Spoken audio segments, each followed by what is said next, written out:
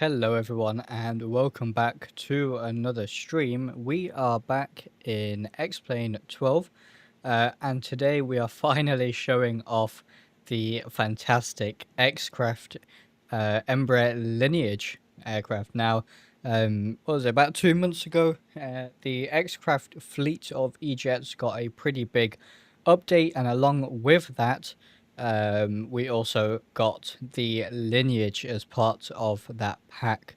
So today we are streaming it. Hey, Captain Alex, welcome. Yes, frames are fixed to 30 FPS, and I'm using lossless scaling to increase that up to 90. So you guys on YouTube will only be able to see 60 because of YouTube limitations. But yeah, for me, I'm seeing a solid 90, and I found that capping my frame rate to a solid 30 FPS really helped with just performance. So, I have very, very little stutters at all.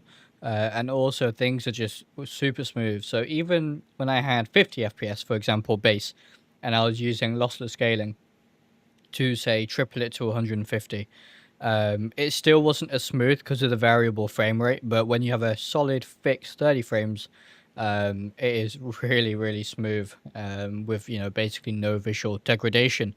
So yeah, that's why I've got that done. Hey, Caleb, welcome. And one for a welcome. I really hope I'm pronouncing your name right. Do let me know if I am. So yeah, today we are checking out the Lineage here. And as you can see, we are in the CUDA corporate colors here. I have made this livery for the Lineage. I think it really suits it, actually. Really, really nice. And Xcraft have a fantastic paint kit as well. So you can see I still managed to keep the Lineage decal over here as well. So once I finish up making this, there's a few tweaks I might want to do. And I want to do all the other E-jets as well, and I'll release them eventually. Fine, the Spanish J doesn't exist in English. I see, I got you. Cool. So, yeah, here we are in the Lineage, and as I said, really been enjoying this aircraft. It's got a beautiful range, seeing as it is a private jet, essentially. And you know, I've done long hauls in this, 8-9 hours. It's so much fun. It's very weird doing a long haul in such a small aircraft. But let's go ahead and take a look at the cabin, because the cabin is, if you didn't know, the Lineage is the base is E190. And then it's got all the you know, all the corporate stuff, and the cabin is obviously very different as well. I have to try this one. Bought the whole package during the sale. Yeah, I when Xcraft announced the Lineage and they said it's getting closer, they said if you get the, you know, the full pack now, then you'll get the Lineage on release. So I got the full pack, and then when the Lineage released, it was part of the pack for free as well. Now the price has gone up slightly, but I think the full price pack is still very, very good, considering you get, what is it, 5 variants now. So yeah, really, really nice. I have to pick this thing up soon, but definitely save my money for Synaptic A220. Yes, that looks pretty good as well, doesn't it? So here we can see the exterior here. The model is from a E190, as I said, but it's all very, very nice. All of these ground services, bar these cones, are from Xcraft. So these are all Xcraft ground services, and you can see now we do have stairs, air stairs as well. I'm just going to show you guys. I want you guys to look at the animation, because the animation on these stairs are just beautiful. Right, so you can click them. You can do it through the EFB as well, but you can click them. And the animations are super, super cool. So it's going to tuck away up there. And all right, now what we're going to do is bring it back out. And when we bring it out, you'll see the animation is really nice. But see, when it locks into place, it kind of jiggles a little bit. You'll see what I mean in a second here.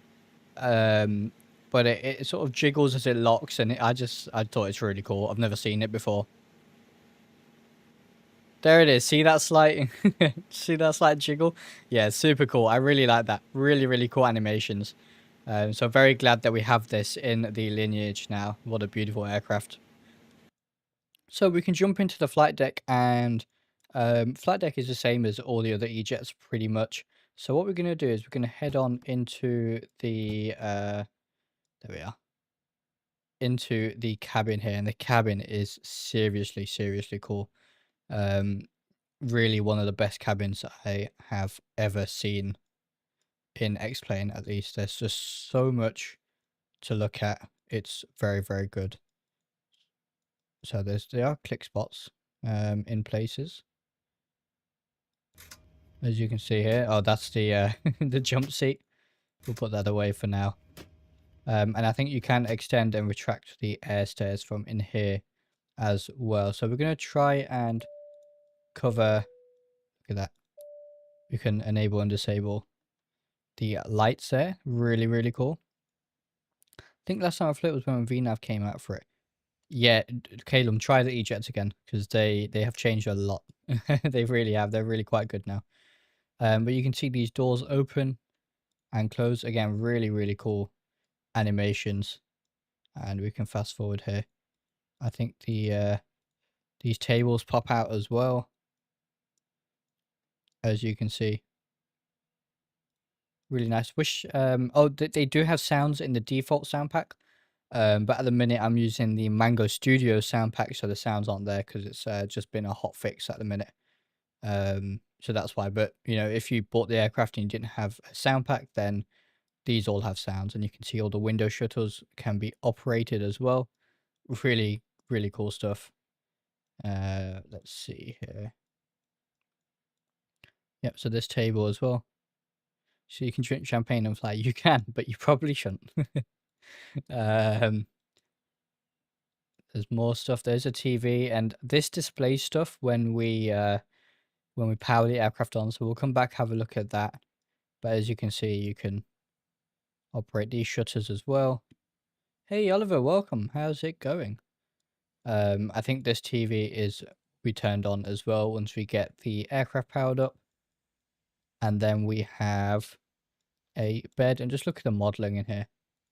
Super, super cool. You can move all these lights as well. Very, very nice indeed. And there is a mirror here as well. And just look at how that mirror looks. Super cool. I've never seen a mirror like this in X-Plane, but they've done a brilliant job here. The way it reflects. Very, very nice indeed. So let's hop back into the cockpit here. X-Plane 12 Summer, welcome. How's it going? And I'm just going to re-enable XP Realistic real quick. And so there is an ambient lighting here feature. Now this was fantastic before we had 12.2. And what this did is fix the dark cockpit essentially. So you can see we put it on natural. It sort of makes everything brighter. It's not really needed now in 12.2. Obviously it's been fixed, so I think this looks pretty good. But that was really cool. If you're still on 12.1, that's a very, very useful feature. So in preferences here, we have reflections, all sorts of Easter eggs.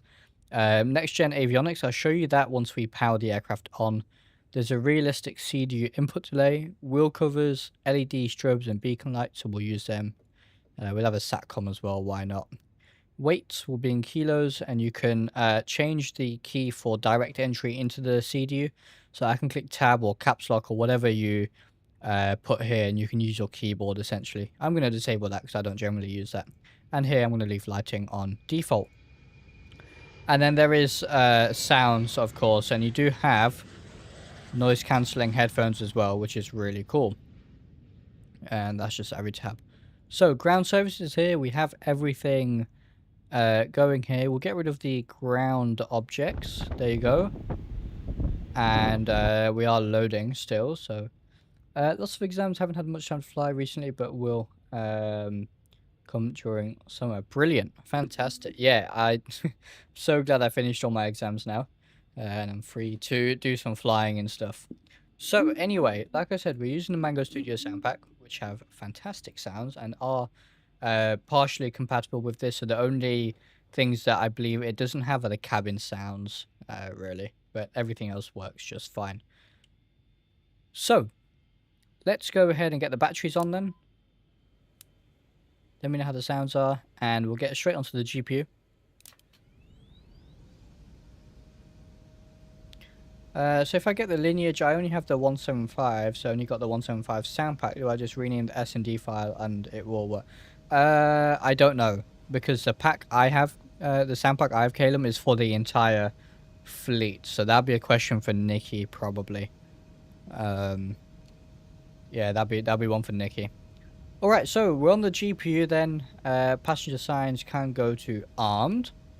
And, oh, I didn't brief the route, did I? Let's show you guys the route today.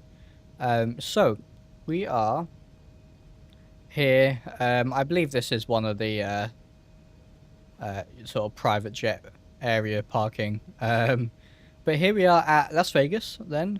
We're going to depart runway 01 right on the Joker 5 departure. And we're going to be heading over to San Jose, near San Francisco. As you can see, our SID and star actually pretty much line up. There's just one sort of leg that's not on a SID star today. So yeah, then we're going to be on the Razor 5 arrival into San Jose on the ILS 30 left, as you can see. And we do have the fantastic Mr. X6 or SFD San Jose scenery as well, and then we'll probably park at Signature Flight Support or something here. Pretty big private jet presence at San Jose in real life, so quite a nice route. We are cruising at flight level 380 today, and that works for us pretty good. So let's go ahead and all right, we've got same intentions running as well. New flight.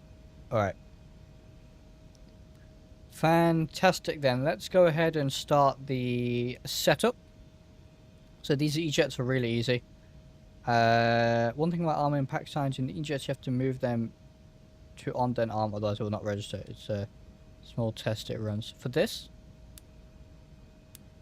Oh, okay, cool. Alright, well, they're unarmed. Thank you very much for that. And there's this elect pump is off. We'll turn that on later. And alright, so if we go to perf, and all of this is current one active nav data, so we'll go to route, and we can put our routing in. So we are off to Kilo, where is it? Kilo, Sierra, Kilo Sierra, Juliet, Charlie. Put that in. Flight ID, we are CUDA 818, flying CUDA Corporate today. Our very own corporate airline. So we'll activate that and follow it through. So departure runway is actually let's get our IFR clearance first, I reckon. Yeah, let's get IFR clearance just in case they change what we filed. So we're using same intentions today for our ATC. I'm just gonna disable the cabin crew. Obviously we don't need them today. Alright, so let's go ahead and get our IFR clearance, but first we should probably take a listen to the ATIS. ATIS on 1324. There we are. Inus 4. Right. Altimeter 3003. Density altitude 3600 feet. Arriving runways 1 right, 1 left. Departing runways 8 left, 8 right, 1 right, 1 left. Okay, so 1 right is a departing runway. You have information kilo. And we'll information kilo. Las Vegas Okay. Airport. Information kilo. 1856 Zulu. Wind 010 at 4. Right. So that's the clearance frequency. Let's go ahead and get the IFR clearance in. So Vegas clearance CUDA 818 with information kilo on board. Is aircraft type Embraer Lineage, requesting IFR clearance to San Jose, please.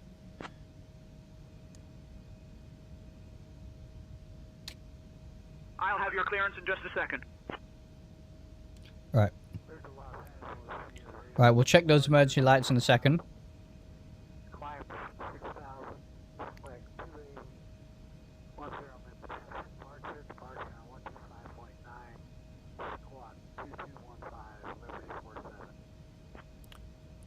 Right, you can see all the traffic here. CUDA 818 cleared to San Jose via the Joker 5 departure, then is filed. Climb and maintain 6,000. Expect flight level 38010 minutes after departure. Departure on 125.9 or squawk 4326. Expect runway 1 right. Clear to San Jose via the Joker 5 departure, then is filed. Climb, maintain 6,000. Expect flight level 38010 minutes after departure. Departure on 125.9, squawk 4326. Expect runway 1 right. CUDA 818. Alright. So, you can check it on the overhead before behind main overhead pedals. Check when you move it to on, so the oval shape like that one? Oh yeah. So that's on. And armed, obviously it's now off. Brilliant, thank you, Oliver. I had no idea. You're very knowledgeable about all these different aircraft, aren't you? Thank you very much, really appreciate it. So, we got cleared to 6,000 initially. Expect flight level 380, that's fine.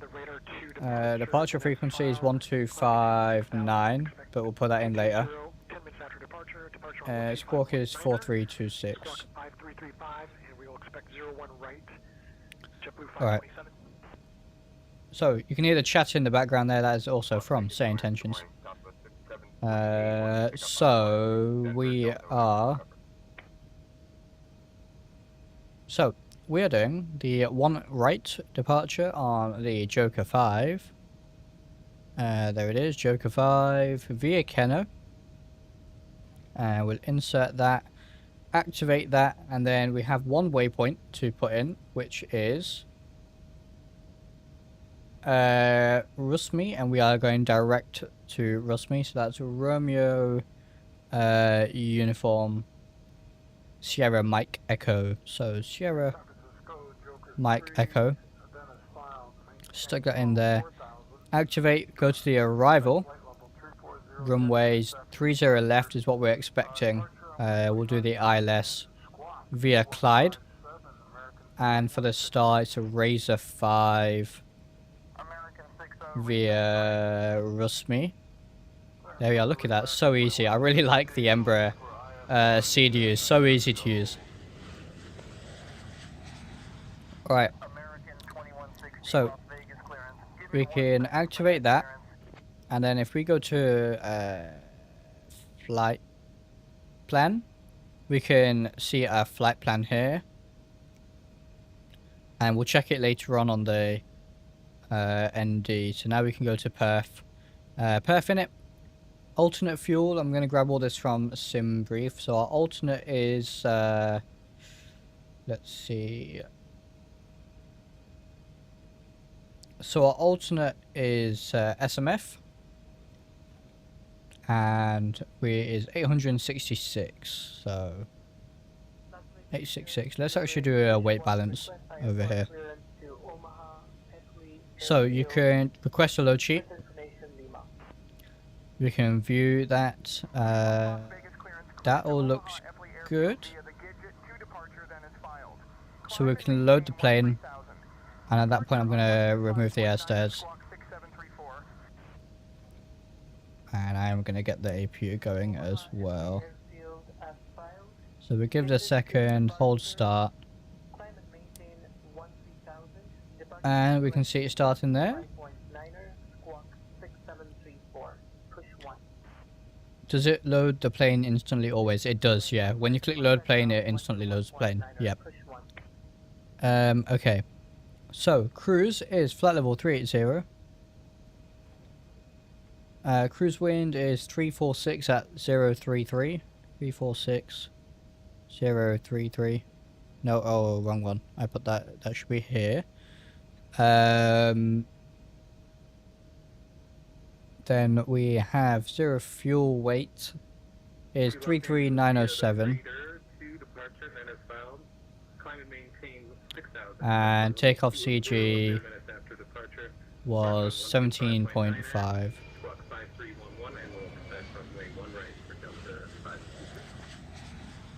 Alright. That all looks good. We can go to takeoff data set now and do our takeoff perf.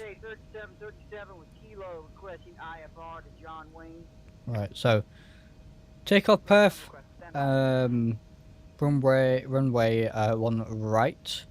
It is dry, and we'll get the wind and stuff in here. So the wind is variable at 4, so I'm just going to put 00 for now. Because it's variable. 24 on the temperature. 3003. Takeoff weight is there. Thrust will do takeoff 2. Flap 1 will work. Actually, it needs a GSX Pro. It does. It really does, doesn't it? That'd be very, very cool. So we'll send that to the FMS, and then what we can do is if we go to downlink here, we can do load takeoff speeds. So takeoff view speeds loaded. We can go here to takeoff, and our speeds are all in. We're still going to take off initialization here. Wind was 00. That looks fine. Flaps should be flaps 1. And takeoff 2 data set. Alright, cool. So that looks good. Let's put it on takeoff. There's our V speeds. Look good to me. We're on the APU, so we don't need the GPU anymore. And I think we're pretty much good to go here. Close the door, disconnect the GPU. Brilliant sounds. Alright. So that's all done. Everything else looks good. We'll get the elec pump on. Alright, you can see there's an annunciator test here. And fire test. Brilliant. Alright.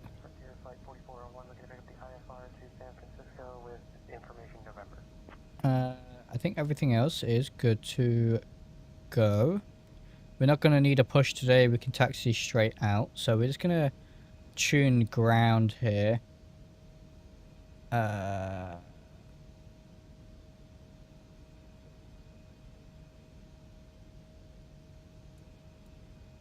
1219 and request engine start.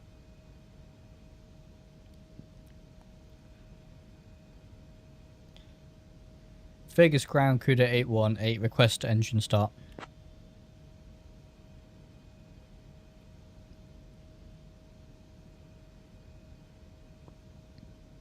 Hello, Imagine Fireflies. Oh, you know we joke about having a parking brake, handbrake even. The E-Jet, the Embraer E-Jet does have a sort of handbrake style that you might see in a car, which is interesting. Right. Did we get a response? Yes, we did. Engine start approved, CUDA 818. Right, so they approved that. We can go ahead and start the engines. We'll go ahead and start number 1 first. So you just let run, hold it as start, and you'll see the N2 Ryzen. We can let that go. And we'll hover over it in case we get a hot start ITT or something like that goes too high. We will hover over here so we can stop it.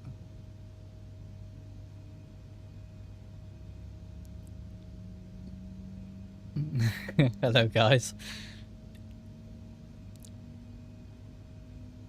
Taylor Swift activities. Yeah, we gotta take a plane. Of course we do. Alright.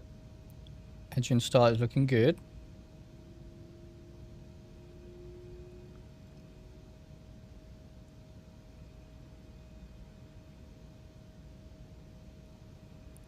And you'll see the IGT drop. There it is. I don't know how realistic that drop is. It's a very rapid drop. But I do expect to drop. Just I'm not sure if it's it should be that quick. So, good start on number 1. Let's go ahead and start number 2. So we'll just hold it and let go. Alright. Auto brake can go to RTO. Let's go to map here. I'm going to put the weather on there. Now if we go to plan, what we can do is if I can find the click spot, we can step through our flight plan. As you can see, and you can see the, let me zoom out a little bit. So you can use your scroll wheel here. Really nice. And check the plan. You can see our VNAV as well here, our vertical profile.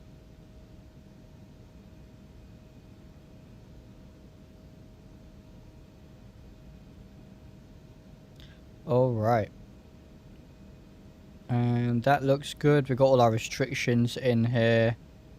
Alright, so that's good to go then. We can zoom. We'll do 10 miles on there. Alright.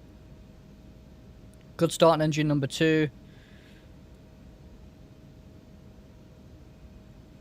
And I think we are pretty much good to go here. Let's request taxi. Vegas ground, CUDA 818, request taxi to runway 1 right.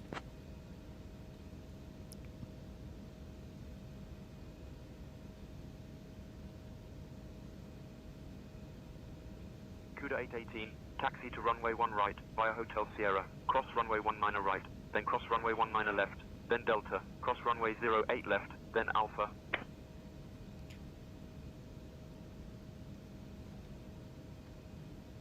Right. Whereas taxi to runway 1 right via Hotel Sierra, cross runway 19 right, then cross runway 19 left, then Delta, cross runway 08 left, then Alpha Kilo 18. Alrighty. So let me just figure out this routing here. So Hotel Sierra, cross runway 19 on that left and Delta. So our route for this taxi wants us to go Hotel Sierra, cross runways, then Delta, all the way down, cross the runway here, and we'll hold short here, Delta 3. So that's not what I was expecting. I was expecting to just give this hotel down here like this, but that's what it's told us to do, so we'll do that. Release the parking brake then. And we'll get rolling. I'll just re-enable my head tracking.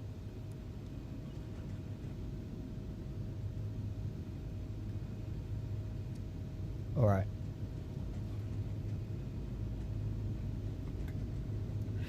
Brilliant. Off we go. There's Spirit taking off there. Lots of traffic here at Vegas. So we'll make a right on Hotel here.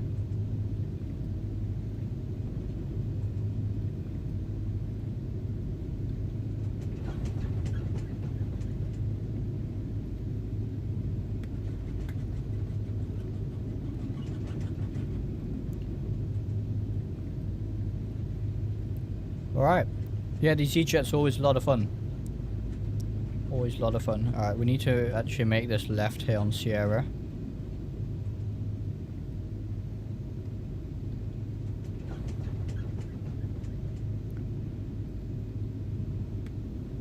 Alright, got to make sure there's no aircraft. We've got some lovely orthos for both here and San Jose. Alright, looks like there's an aircraft there.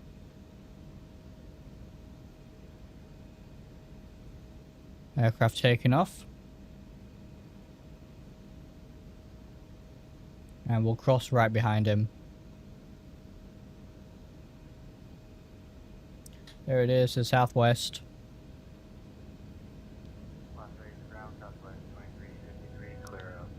So we'll cross the runway here. Southwest 2353 Las Vegas ground. Taxi to gate B10 at your discretion. Good day.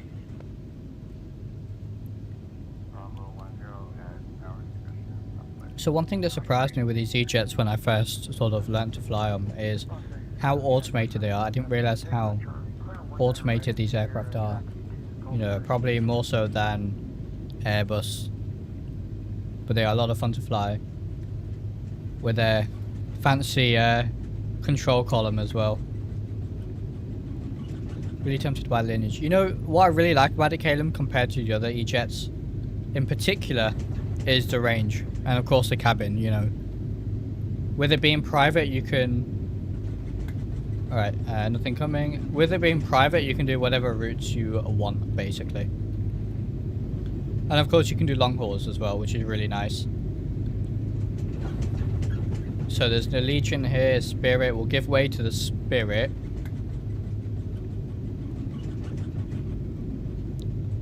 Not sure what they're doing.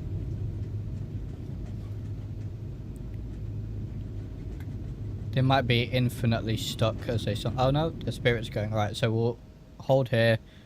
We should be past that hold short line. And we'll line up behind these guys.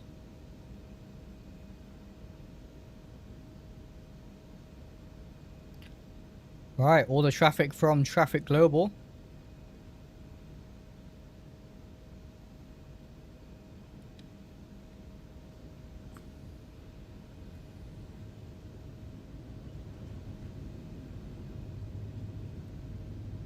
And we'll taxi behind this Legion 319. So yeah, capped my FPS at 30 using lossless and it's super smooth as you can see. Very stable. as we are in the jet blast of this Legion. Looks like it's turning off over there. Brilliant. It means we can carry on.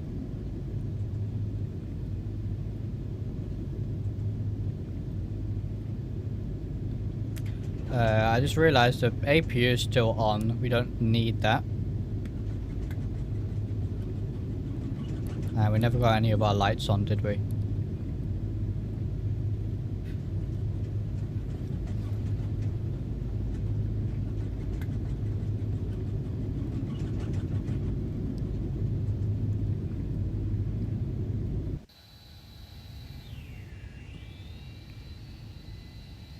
I might actually turn the SATCOM off. I haven't made my livery for it to have a SATCOM, I guess. Beautiful. Yeah, let's just turn that SATCOM off.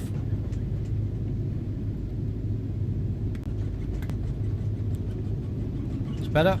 Oh, where we go?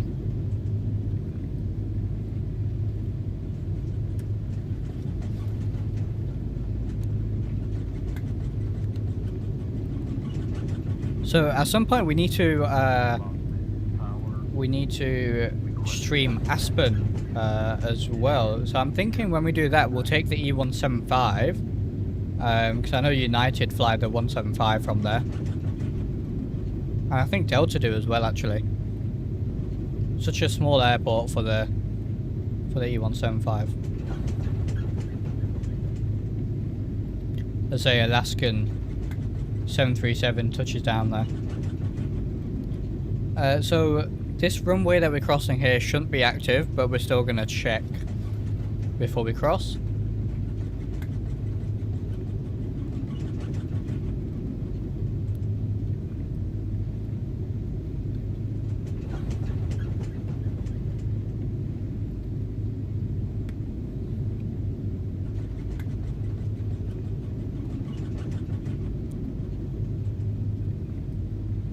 So this runway is not active anyway, but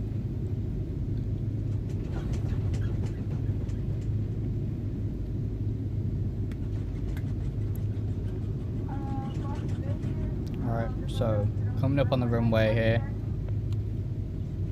As we get there, I'm going to click this button here, which is going to set all our aircraft modes as needed.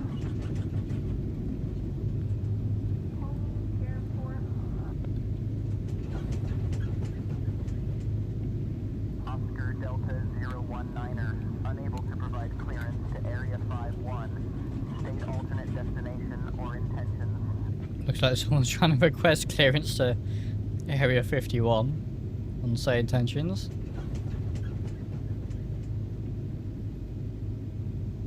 So yeah, we're going to hold short here at Delta.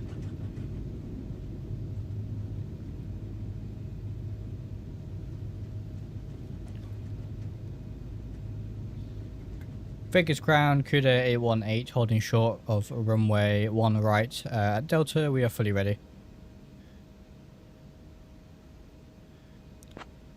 Alright, how do you cap frames in lossless scaling? So I've capped my frames using the Nvidia control panel is how I've done it. Not through lossless scaling. So they should tell us to contact tower. CUDA 880, contact tower on 118.75 for departure clearance. Contact tower 118.75, CUDA 818.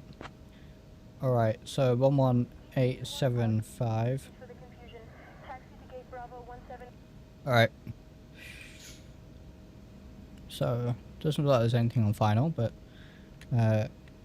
Vegas Tower, CUDA 818, holding short, runway 1 right at Delta, fully ready.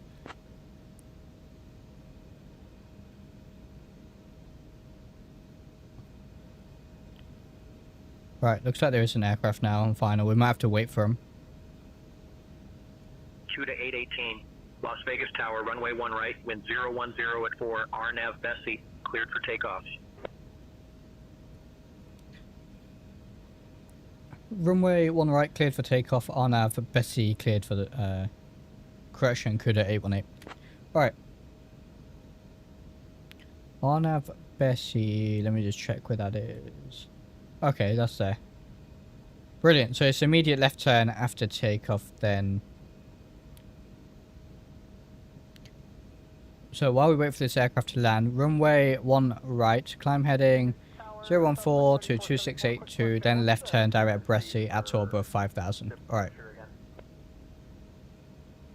That aircraft is hit on short final, so we'll line up behind. Before departure is 125.9er. Thank you, Southwest 34. There they go. We're holding short of 1 right, ready for departure. And we'll do a takeoff check. 1 right, set. Oh, trim. No takeoff. Flap. Oh, and flaps. Jeez, good job we checked. Alright. So, flap 1. Lights.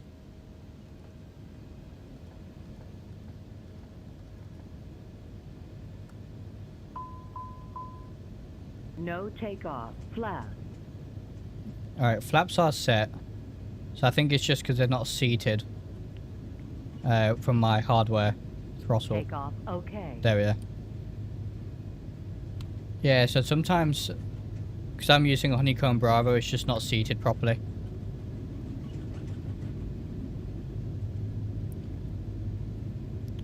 We are cleared for takeoff. We'll wait for that Southwest over there to vacate the runway. Which they pretty much have, so we can get the chrono going. There it is. Alright, so we'll spool them up to 50%.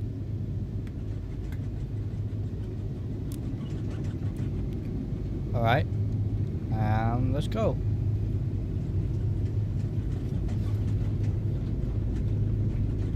And thrust set.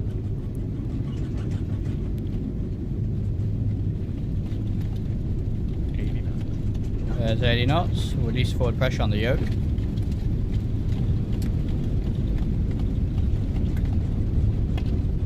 V1. Rotate. Rotate. V2.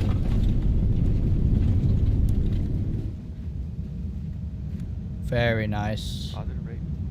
Gear up. And we'll go for a flyby here. Alright, hey, Random Flight Database, welcome. How's it going, my friend? And yes, I'm on the latest update, Beta 4, I'm running right now. We'll follow the flight directives. Spirit 1455, descend and maintain 5,000. CUDA 818, contact departure. Contact departure, CUDA 818. Alright, we'll do that in a second here. Once we get the autopilot going.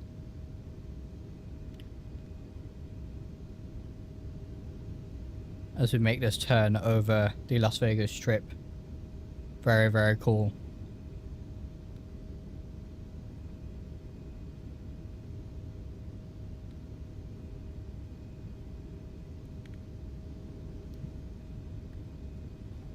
Alright.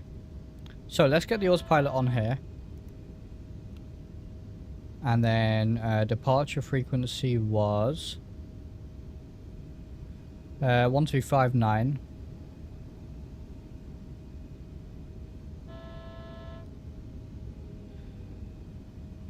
And we'll go flaps up. Oh, speed should be on FMS. There it goes. Vegas departure, CUDA 818, holding at altitude 6,000.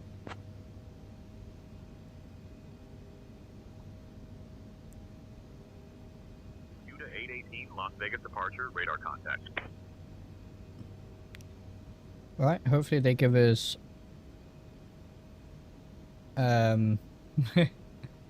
give us some clearance here to climb in a second.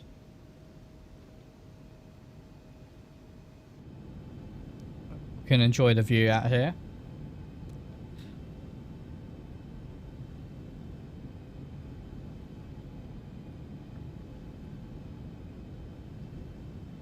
Beautiful. CUDA 818, Las Vegas departure, climb and maintain flight level 240. Climb maintain flight level 240, CUDA 818. Alright, so 240. 240. And there we are. It's now going to climb. There it goes. Lovely.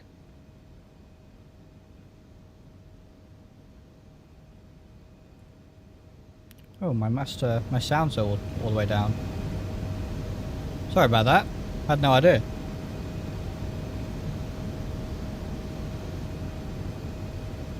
Hopefully that's better for you guys.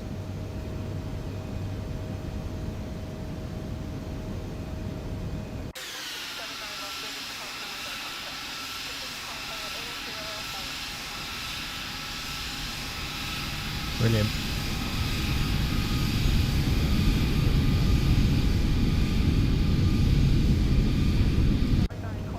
What a fantastic aircraft.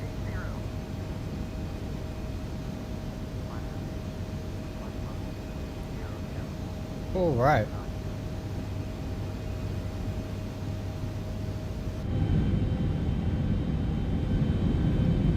Let's enjoy the view a little bit.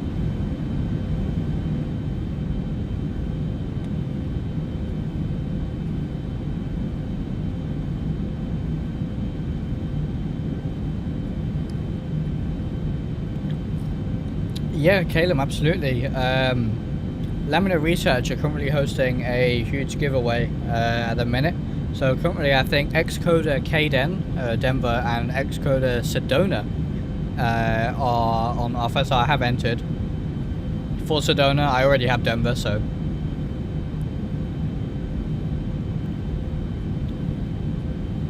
But yeah, Denver is very good, and that's one we need to stream very soon as well. The new Denver update.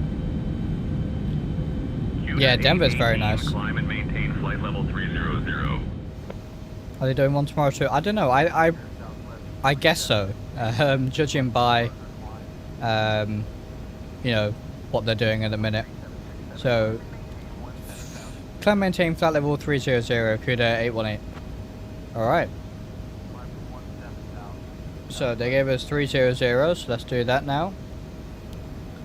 And we'll release the passengers here. These lights can go off. Lovely. Beautiful ortho for XP tiles made here. Using the USGS 1/3 custom DEM as well. Just makes these mountains look absolutely fantastic.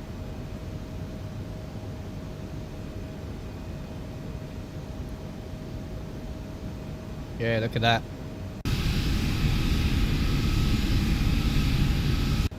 Haven't tried KDen yet, but sadly the way I've been getting 40 FPS plus is because my texture setting's on low. Yeah, so I compared the old KDen update to the newer update, and the new update has significant improvement on performance. Personally, it's been a lot better, and I was getting roughly 45, and on the new version I'm getting about 60. Unfortunately though, because my graphics card, I only have 8 gig of VRAM, I do get a little bit of texture popping and stuff, of course. Los Angeles Center on 124.625. Los Angeles Center 124.625, CUDA 818. So, what was that, 124.625. Los Angeles Center, CUDA 818, climbing through flight level 200 for flight level 300.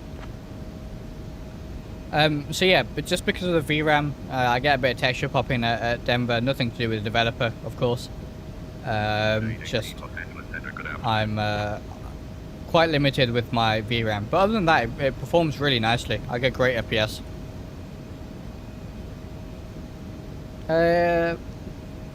Hey Drishal, do you have any tips for practice landing on XP12? Microsoft Flight Sim has FSI panel for this. Some aircraft have situation load and saving. So the TOLIS has a really good one, really good load saves, for example.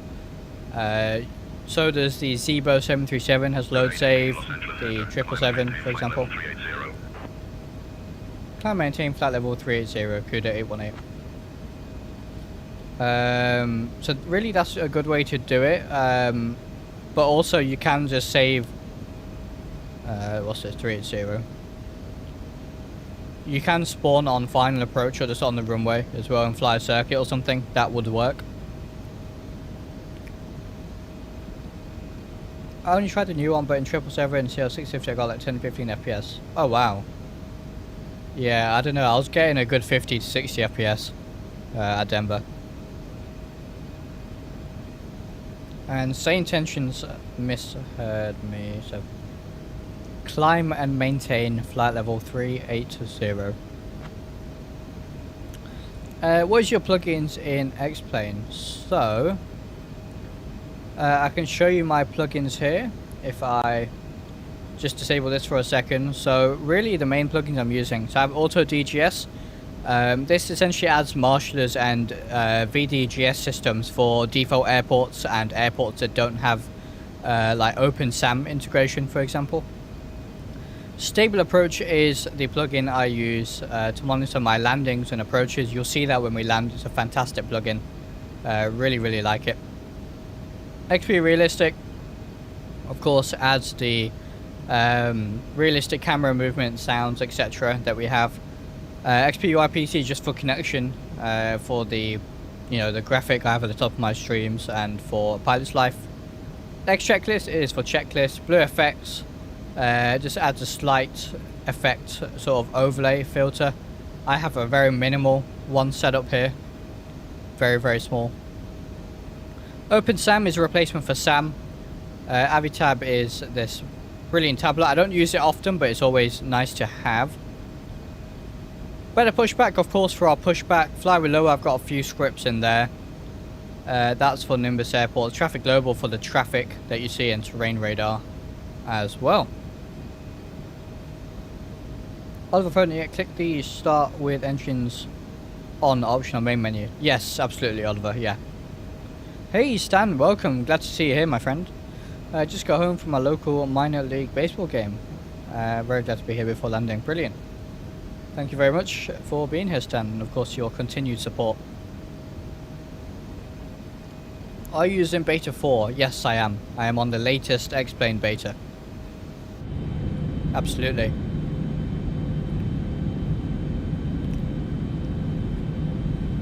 Beautiful.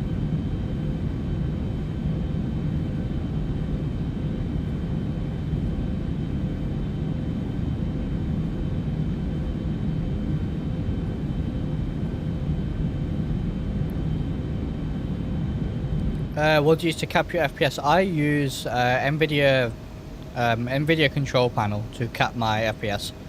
It's capped at 30. Sim looks insane, thank you. It's just pretty much default at the minute. Of course, I've got that blue effects filter, which doesn't really do a whole lot. It's very minimal changes. But yeah, a lot of this is Ortho for XP doing its thing. Zoom level 17, USGS 1/3 for the custom dem, provides very detailed mesh and some really nice images.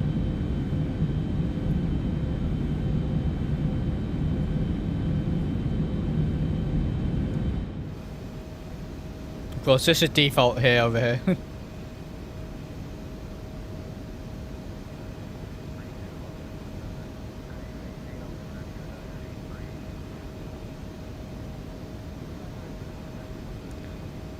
Very cool. What's your favorite aircraft to fly on X-Plane 12?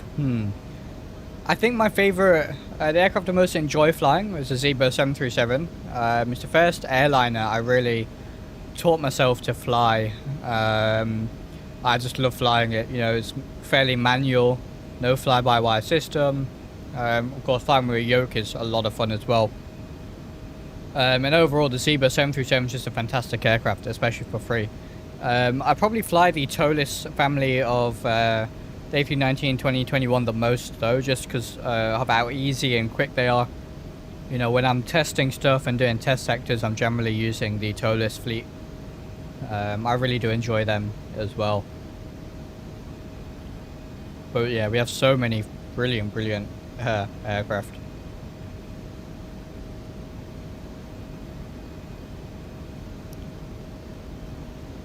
So we're going up to 30.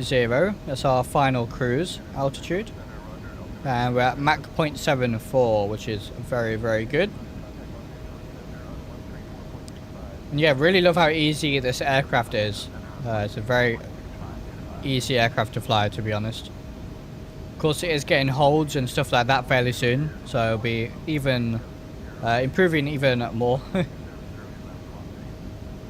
It's a lot of fun. Of course, this has steep approach as well, as you can see. This works brilliantly if you're going into London City.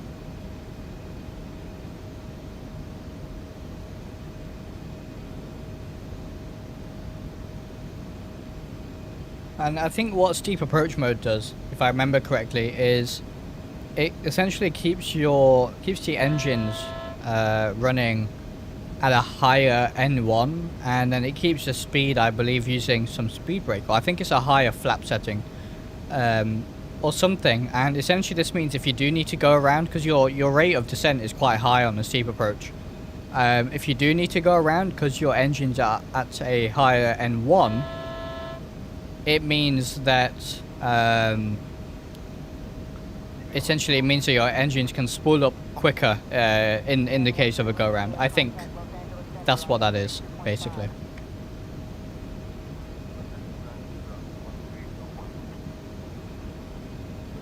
Of course, we do have checklists and stuff as well with the E-jets. And there is Avitab integration as well, which is really nice.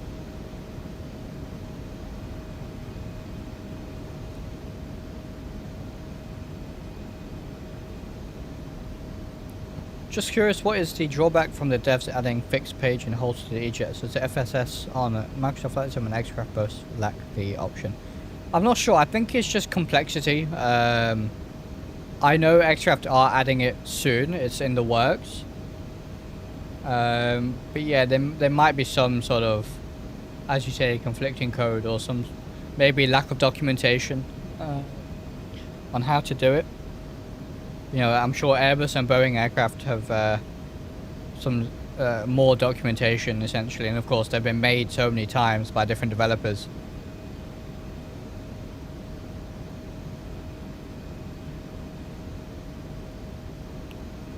But yeah, I'll be very glad when holds come. But at the state it's in, you know, it's quite reasonable, I think. Of course, not all the systems are there, but everything you would need on a pretty regular flight, other than holds, I guess, is there, at least in my experience. But if you are very knowledgeable on the E-jets or type-rated, you know, E-jet pilot or something, there are obviously things you'll notice for sure. But yeah, really nice. I do like it.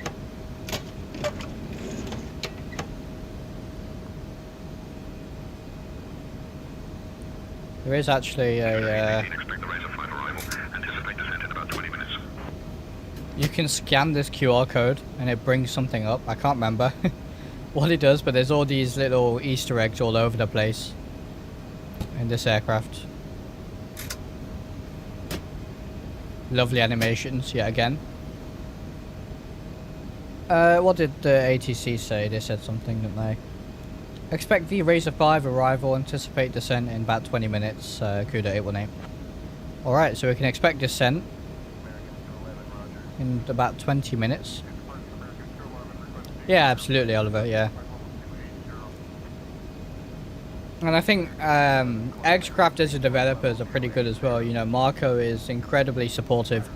Of course, their communication is fantastic, you know. Very regular communication with us as a community as well, so you know, on that side of things I think they're doing a great job. In the EAJ there's an Easter egg to turn a plane into a carrot. yeah, there is, yeah, absolutely.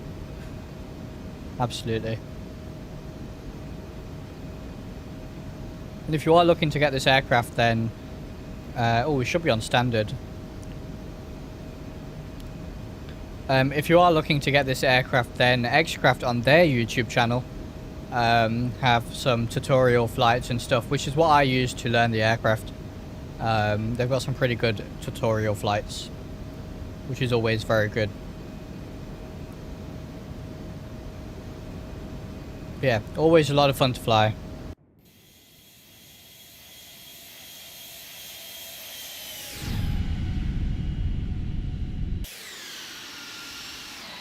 Yeah, Oliver turns into a giant flying carrot.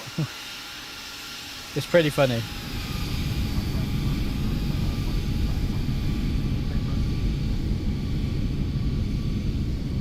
Right, we will have orthos again when we get to San Jose. It's just in between, I don't have the orthos at the minute.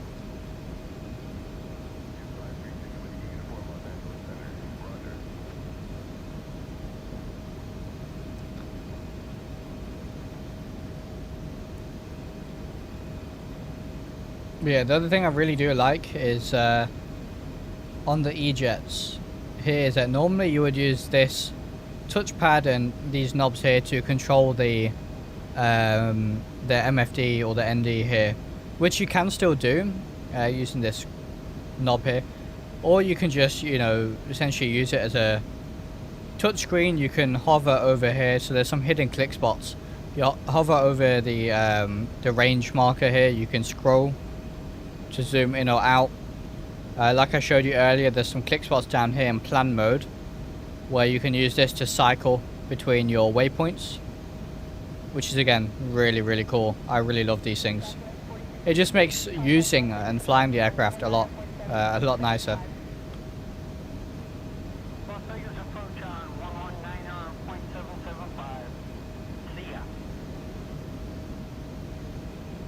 We can see our descent there. We'll do our landing performance shortly.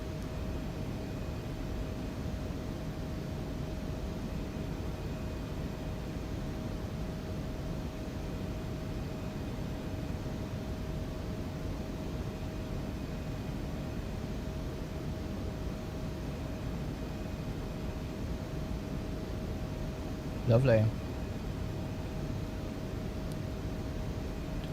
Do you know if you can pop out the instruments to a touchscreen monitor? So, I know you can pop out these instruments here, and then I think if you click this, so here you can pop, if I just disable loss to scaling, you can pop out to a separate window. Now I presume if you drag this over to a touchscreen monitor, that should work.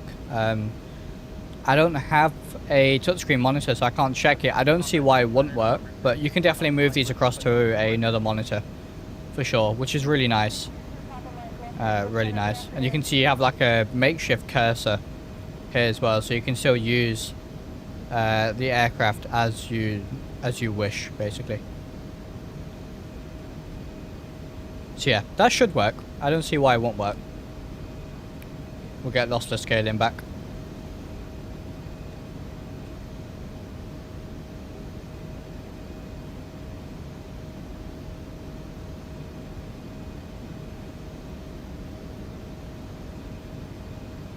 And yeah, so Synaptic Simulations released some more previews and a bit of an update on their A220 releasing for Microsoft Flight Sim 2020 and 2024, and I have to say it looks very good.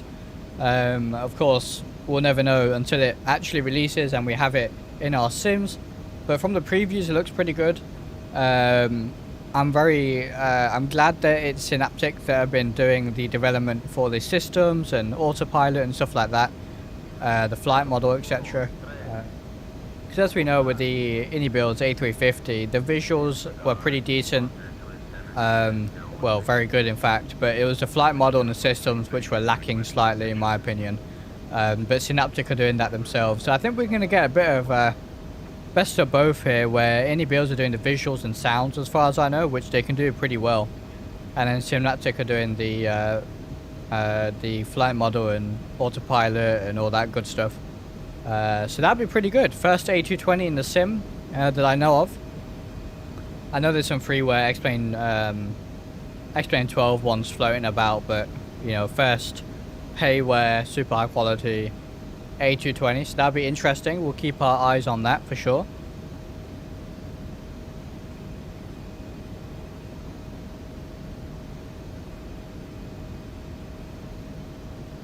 do let me know if you guys are interested in me streaming that when it does release.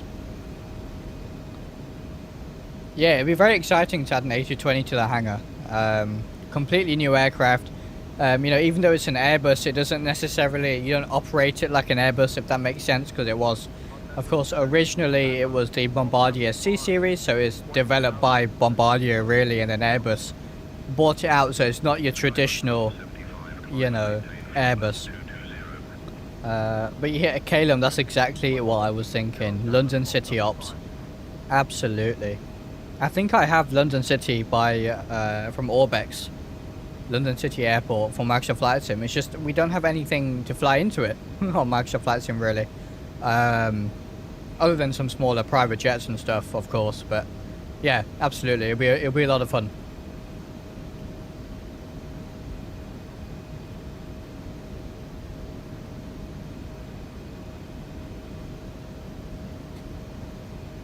So I think off the top of my head, some operators are Delta, Air Canada, Baltic, based out of Riga. Who else fly? The ITA fly out of it from Italy. They fly to London City, don't they?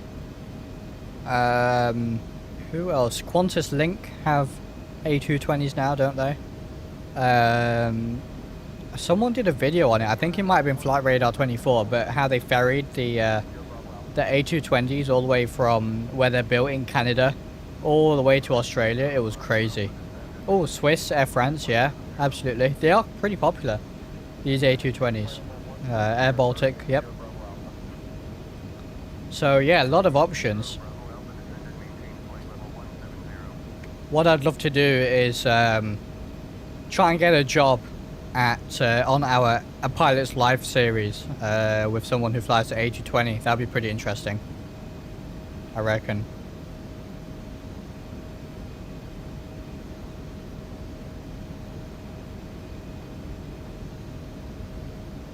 Right, so just cruising here nicely, about 100 or so, maybe 90 miles till our top of descent. I really like having the vertical profile here at the bottom of the ND.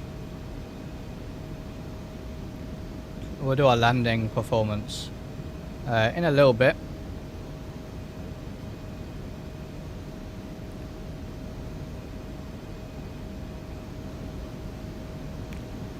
And we'll do a little flyby here.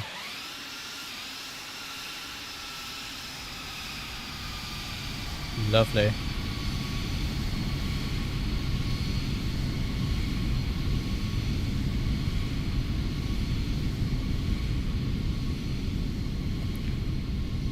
I do love how these E-jets look. I really do. I think they're awesome.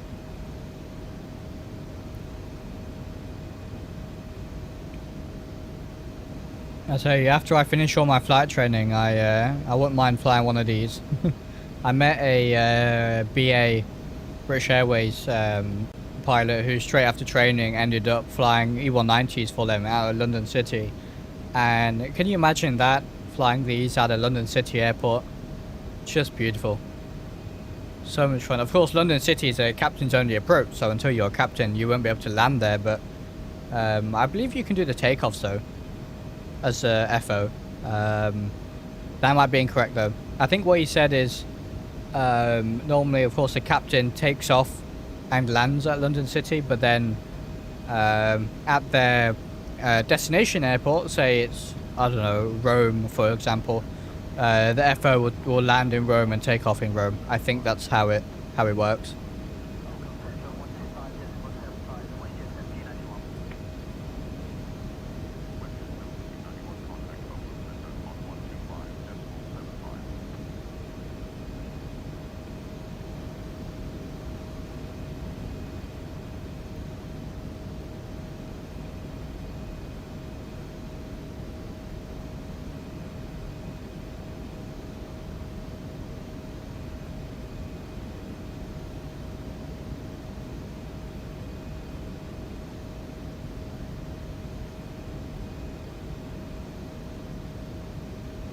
So tomorrow then, we will be streaming again, and we're checking out a Not new scenery, but it's a pretty popular freeware scenery that is getting a huge update. And we're going to be taking a look at a pre-release copy of it. Contact Oakland Center on 125.75. Oakland Center on 125.75, CUDA 818. It was 75, wasn't it? It was. Alright, 125.75.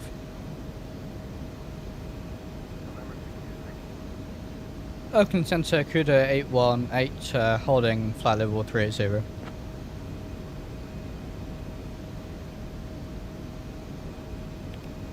CUDA 818, Oakland Center, good afternoon. Brilliant. And I just realized we didn't actually have our transponder on TARO. Whoops. Yeah, anyway, so we're going to be taking a look at the popular Cleveland airport. Now, previously it was released under the name Tailway Designs, but now it's going to be released under the name JetSet. So we know the good people at JetSet, of course. We've looked at plenty of their freeware sceneries. They are doing amazing stuff. Payware quality airports for free, you know. So we're going to be taking a look at their new Cleveland update tomorrow, which I've done a fantastic job on. And we'll be departing from Quad Cities, KMLI, which is another one of their sceneries we've previously looked at in the channel. So it'll be pretty good. Two really good free sceneries for XP12. So that'd be interesting.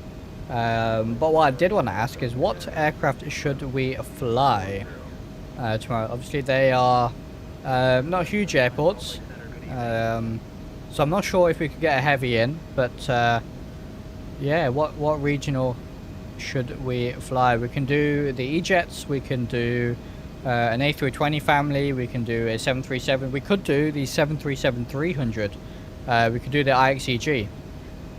Challenger 650, I don't have it, unfortunately. I don't have the Challenger 650, that's one I need to get. Ooh, Phenom 300, that could be a good shout, Stan.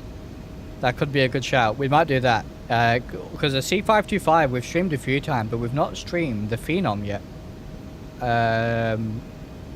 So that we might do that, actually. That sounds pretty good. Oh yeah, Stan, absolutely. I really am a huge fan of what Aerospace are doing with their aircraft. I have a fair few of them, and I really love each and every one. They are just absolutely fantastic aircraft. 737-200, I don't have it, unfortunately, and it's not updated to XP12 yet.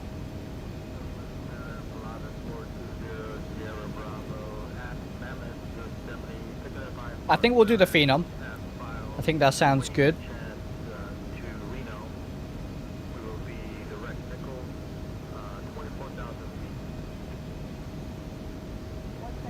I'll do a familiarization flight tomorrow before the stream, because I've not flown the Phenom in a little while.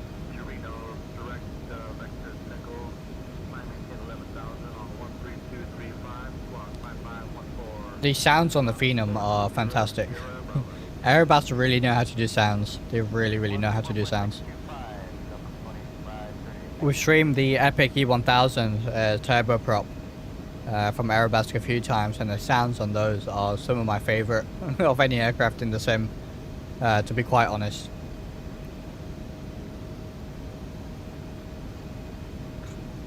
Yeah, I'm very glad to hear, Stan. Absolutely. Oh, Stan, I did also get the Rotate MD-80.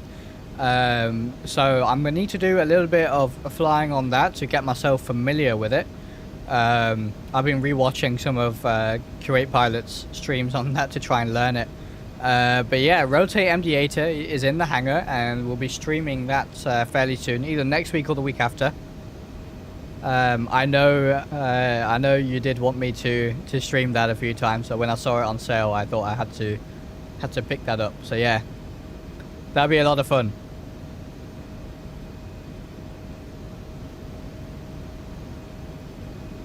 It'd be really cool if we had auto running right now, but I simply forgot. But we have some lovely scenery over here.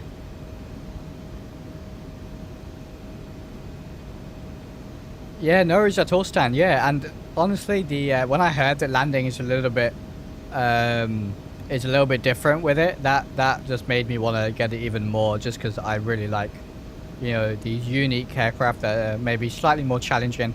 The cockpit layout is a bit of a mess. It's all over the place. There's just random bits and panels sort of slapped everywhere. It's a very interesting aircraft for sure. But yeah, I think it's gonna be a lot of fun. And of course, those beautiful bucket reversers are just, I love them so much. Those reversers are so cool.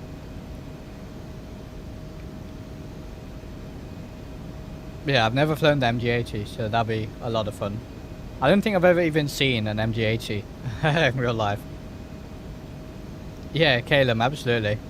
It really does feel like they just forgot where stuff goes and put it wherever they want. It's a default MD-82, the one default with XP12 when you could. I'm not sure. I've never really bothered with it too much. I don't think it's the best of the default aircraft from what I know, but yeah, I've not really flown it too much, to be honest.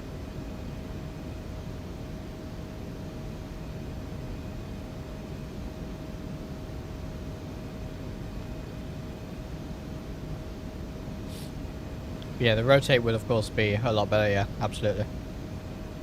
We're coming up on our top of descent here, so we'll keep air out for descent from ATC. Sometimes they give it slightly late, but that's fine.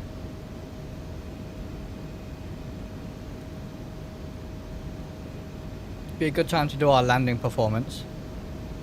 So we are landing runway 30 left. Unless ATC decide to change that. Wind is 310 at 6. Temperature is 22. QNH 3006. Our estimated landing weight is going to be 35934.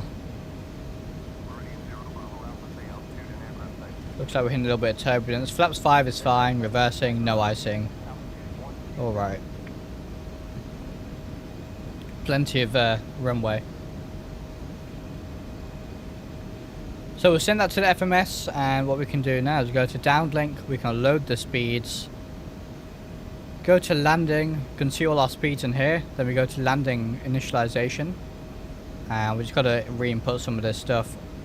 35934. Wind was 3106.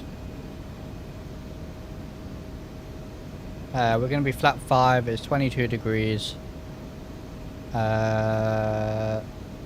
That's fine. Alright, looks good to me.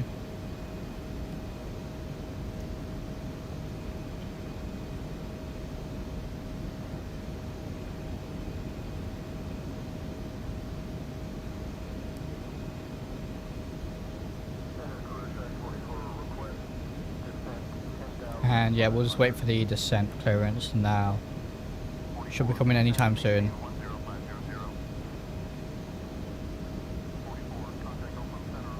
Cruise speed of 0.79 Mach is it's not bad actually for an aircraft of this size. Can't complain about that at all. I think the XP12 version is MD88, which has the most automated slash computerized cockpit. Real life pilot told me the early ones were an absolute nightmare. Right, I see. Interesting. I need to brush up on the variants of the different MD80s. I know there's a few, so I need to do a little bit of studying, I think.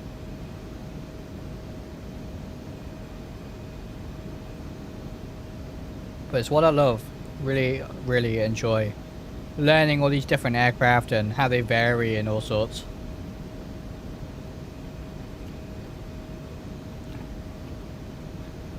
So, let's see when they give us descent clearance. They might give it to us slightly late, but we'll see. Of course, you can see all the systems here.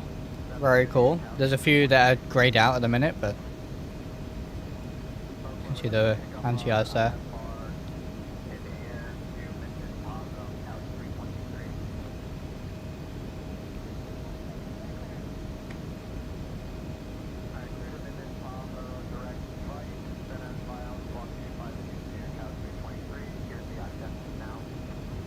So, holding for this descent clearance. If we don't get it within about 2 or 3 minutes from now, we'll probably just request it, because we're going to get high on profile otherwise. Which we already are slightly, but we can make that up. That's not an issue. Normally they give it to us around now. There it is. Descend via Razor 5 into San Jose. Descend via Razor 5 into San Jose, CUDA 818. There it is. So, the first altitude for us is flight level 240 for the restriction, as the aircraft tries to get itself back on the profile. The autopilot is a little bit aggressive on this aircraft, I found, but it tends to sort itself out. So you can see our restriction there, flight level 240, so we'll set it to that, but we are now descending.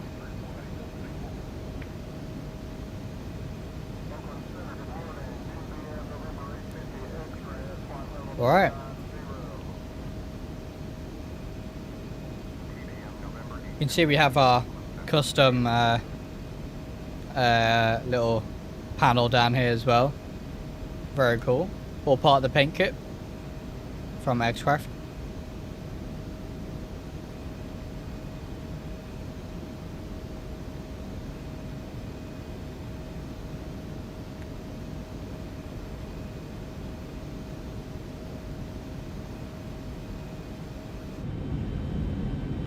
Go for a little bit of a wing view here.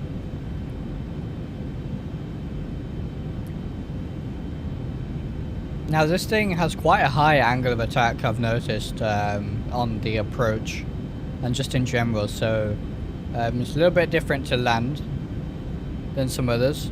You know, normally on the 737 or an A320 or something, your pitch is around 2.5 degrees roughly. On final approach, assuming you're on a regular 3-degree glide slope. On this, it tends to be about 5 degrees, if not higher at times. I'll show you that on final approach. It's quite interesting. Clouds looking pretty nice though. It's a nice clear day here in... are we in California yet, technically? I would presume we are.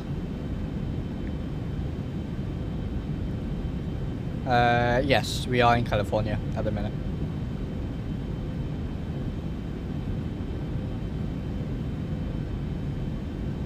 I'm just going to check our minimums. So minimums for Cat 1 ILS, which is good, is 207 for the decision altitude. So on the Barrow. So we'll set this to Barrow and we'll go 207. You can do it in 10 feet increments, so 210 is the closest. Alright.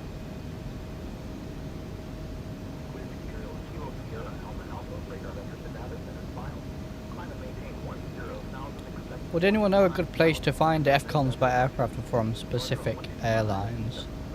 Generally I just Google and something comes up, but there might be a specific source somewhere maybe.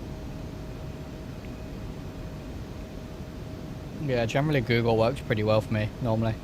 A lot of aircraft actually come with FCOMs documentation as well. Just gonna check if the E-jets have documentation. I can't remember. Manuals. Yeah, so they have a user manual here.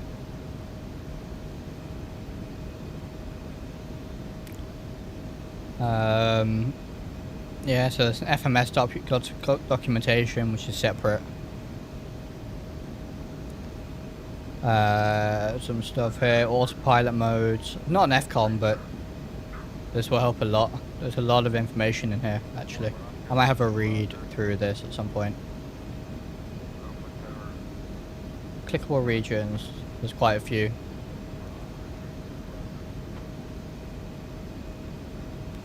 Very cool. Just monitor our descent here.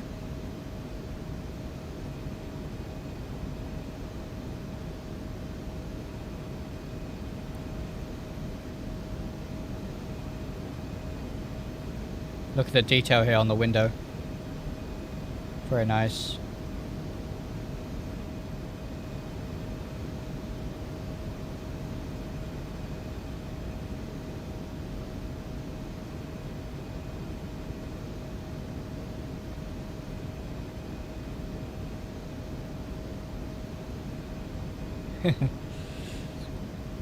Yeah, a lot of the aircraft actually have some pretty decent documentation nowadays, which is always very handy.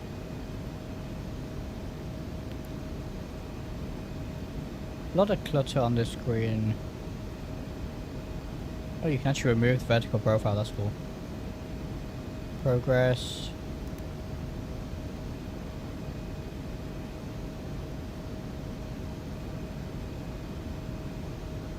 Clean up DMD a little bit.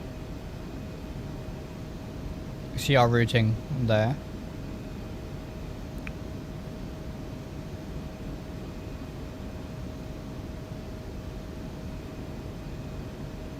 Thought it was legal documentation. Some do have that, but a lot of them have FCOMs, user manuals, etc. Some pretty good documentation for a lot of them. I know TOLIS and Flight Factor have very good documentation. Aerobas have good documentation generally.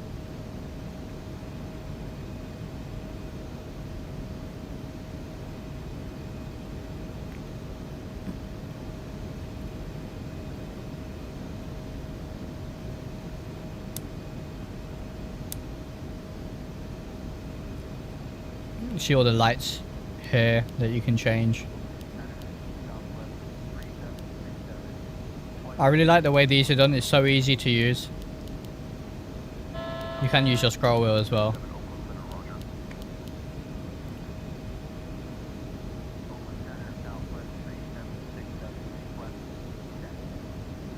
So we can go down to 200 now. And we'll just keep lowering this incrementally. Make sure we don't go descend too low. We don't want to do that.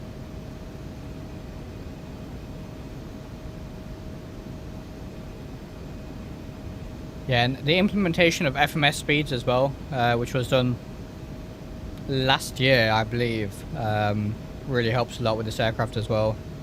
Also ILS tuning, all that good stuff. So if we check the ILS frequency, it should be set. Yeah, so 110.9 is set, as you can see, and our course of 306 should be set, and 306, as you can see, is set.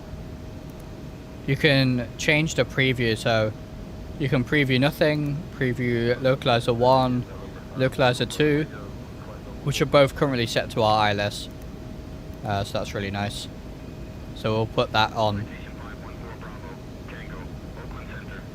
What do you know the range of the Lineage? I think it's something like 8,000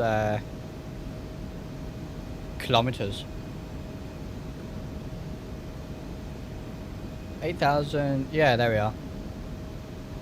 8,334 kilometers. Like I said, I've done 8-9 hour long hauls in this.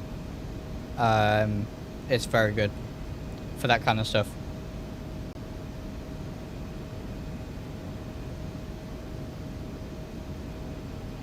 And alright, as soon as we're past that waypoint, we can lower this to 160, which we'll just do now. 160.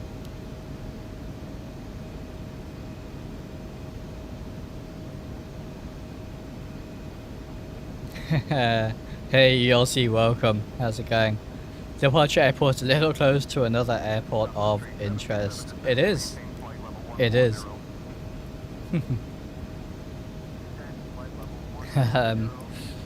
Yeah, so you can see here. If I go to my Lineage on Volanta.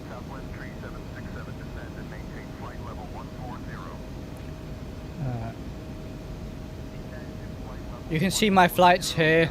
So I did, first flight I did was about 3-hour flight here. Then we did, yeah, this was a long haul. This was almost 10 hours, as you can see here. This was the Seychelles to Mallorca. That was 4,107 nautical miles. So yeah, 10 hours is the longest I've done. This was a short flight. We did a long haul here, Denver to Amsterdam, and then Atlanta to Tampa the other day. So yeah, you can do some really nice long hauls with it.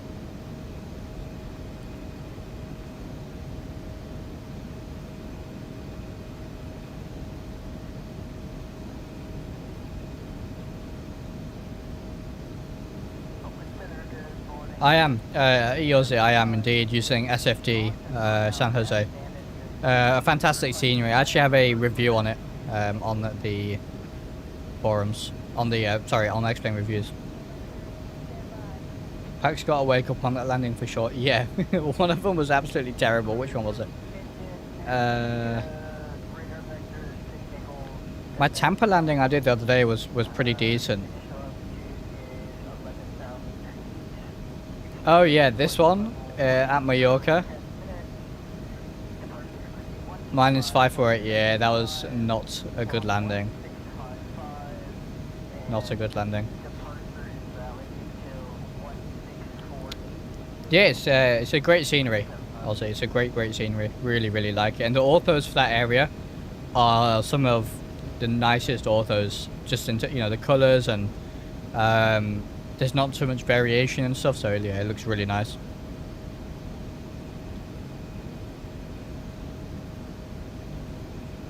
Oh no, been 45 seconds behind. YouTube does that sometimes. I don't know why. It will buffer and then it won't put you back live. It'll put you back a few seconds behind. I've done that a few times. Oh, hello. Speed 230 knots, CUDA 818. Alright, so we're getting into a busy airspace, San Francisco airspace, so they want us to slow down, I guess.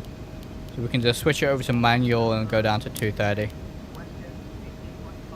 And we can go to local QNH now. 3006.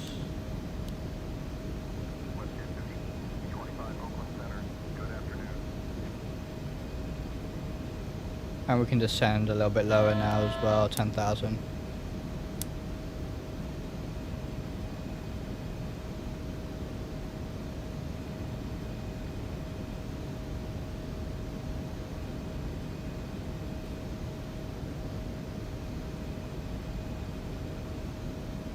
Come on, descend.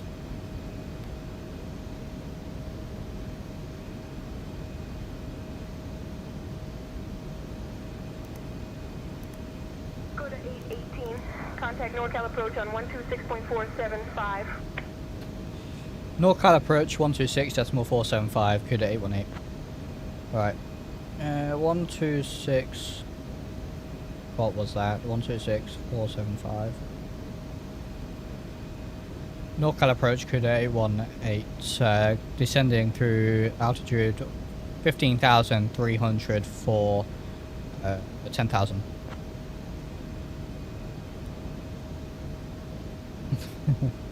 Alright, I think we got some orthos. There we are, lovely.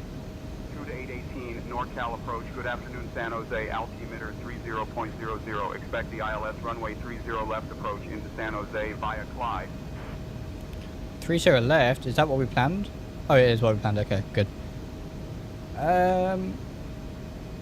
San Jose altimeter 30.00, expect ILS 30 left approach into San Jose via Clyde, CUDA 818.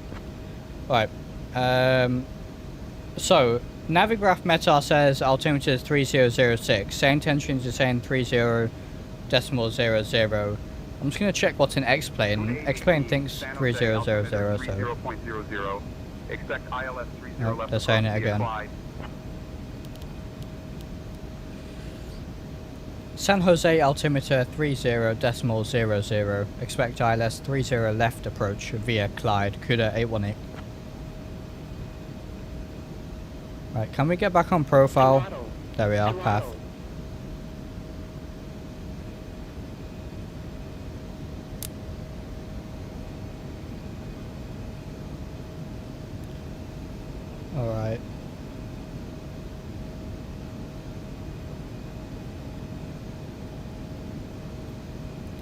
So back on profile, 13,000.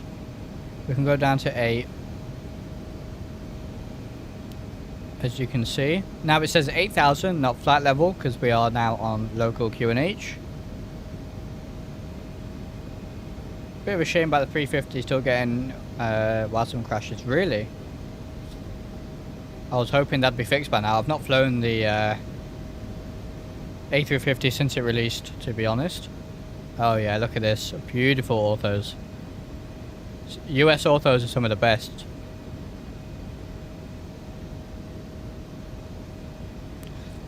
WASM crashes don't happen in X-Plane 12 because WASM isn't a thing in X-Plane 12 as far as I know. I think WASM is a coding language, right? And that doesn't exist for X-Plane, I believe. 2 to 818, descend and maintain 7200. Descend, maintain 7,200, CUDA 818. That's a weird altitude, but sure. We'll go down to 7,200. We're still holding 230 knots. There's no speed restrictions on this star, but, well, the speed restrictions are 250 knots, and we're under that, so we're good.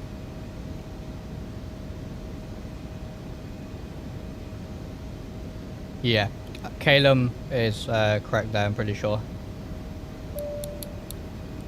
WASM is like X-Plane's SASL, pretty much. Brilliant.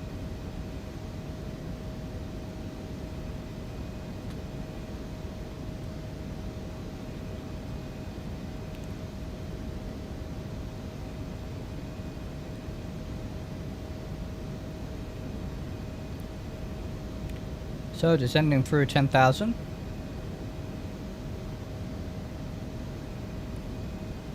So FMS speed at the minute. 230. Alright, we'll switch back to FMS speed then. That works for us. ATC wanted us at 230, so brilliant.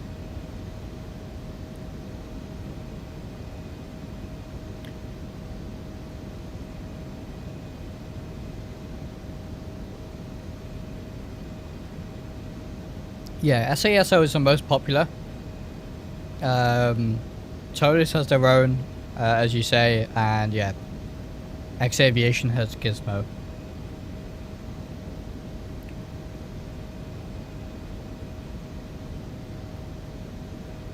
Alright.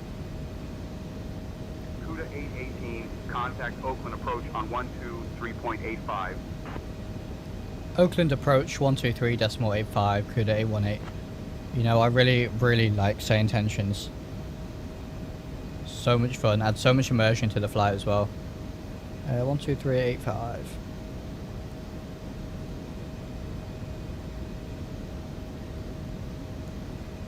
Oakland approach, CUDA 818, descending through altitude 9,000 for 7,200. Inbound on the Razor 5, arrival for San Jose.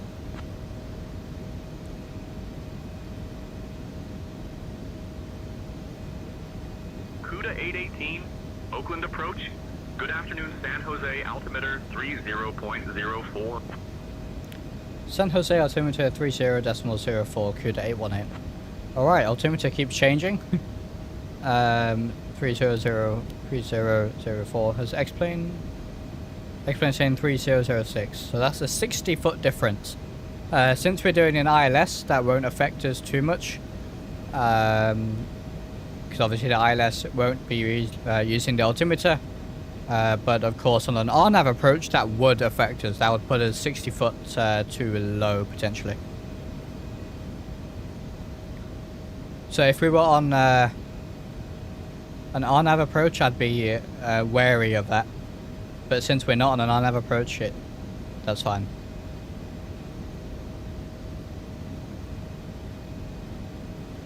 Hopefully they allow us to descend further, otherwise we're going to get high. By Clyde, we need to be at 4,000.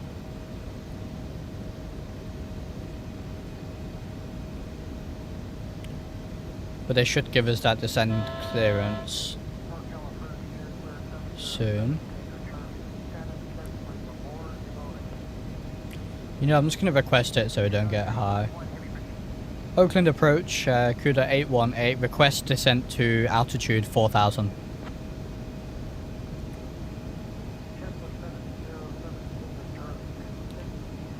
Yeah, I'm not a fan of Opera. I use a browser called Vivaldi. It's a really lightweight, personally, really quick. I quite like it. CUDA 818, descend and maintain 4000.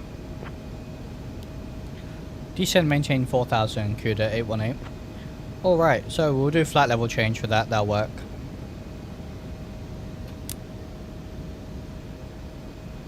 And that's going to let us go all the way down. CUDA 818, proceed direct Genes, descend and maintain 3200. Altimeter 30.08 until established on the localizer. Cleared for the ILS runway 30 left approach.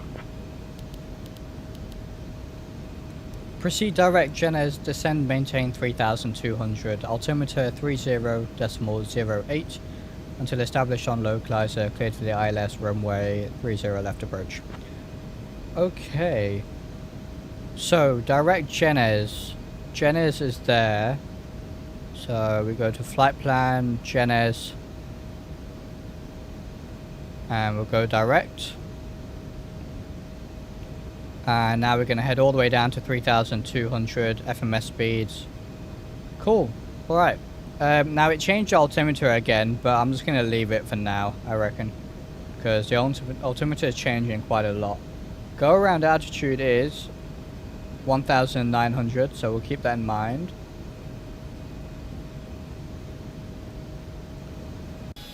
And yeah, guys, look at this ortho.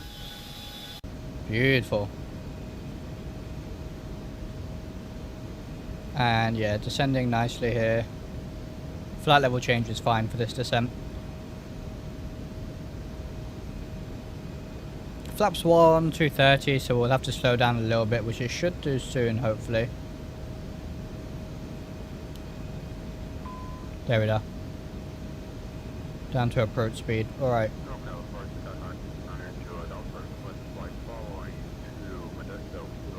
And landing. There we are.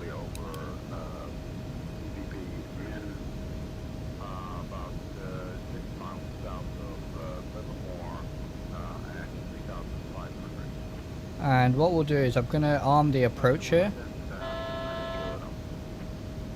Where is the approach? There it is. So, approach armed.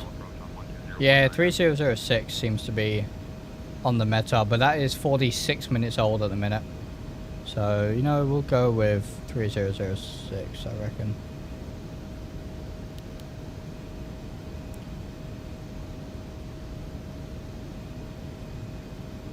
Alright, looks like we're going to make that nicely. We should get the localizer and glide slope incept shortly. We are going to go flaps 1. And the aircraft's going to slow us down. CUDA 818, contact San Jose Tower on 124.0. 124.0, CUDA 818. Right. Is it going to intercept the localizer? It is. Alright, sometimes it doesn't. I'm not too sure why. 1240.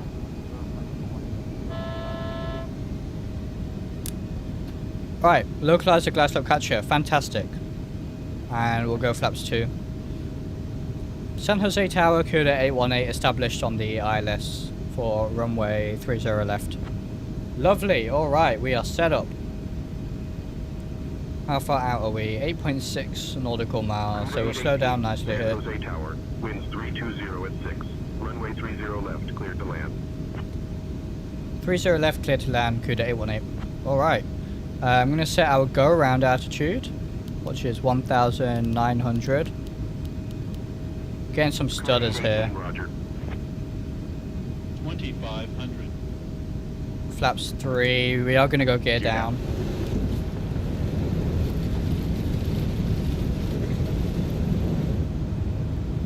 Yeah, it's a heavy area on frames, so we will potentially get some stutters here, but so we're going to vacate to the left of the runway.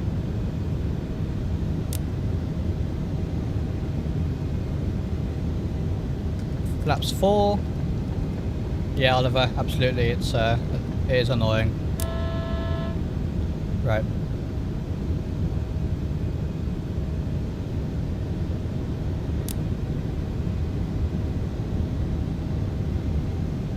And flaps 5.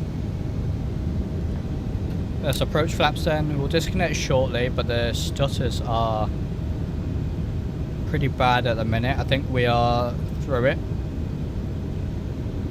This area is just heavy with, you can see our angle of attack there is quite high. I might disable us for scaling for a second. Yeah, you can see our pitch there. We're at 6 degrees roughly.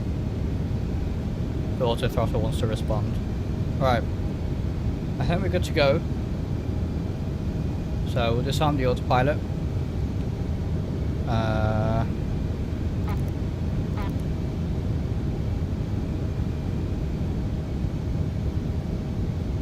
Autopilot's gonna go. There it is.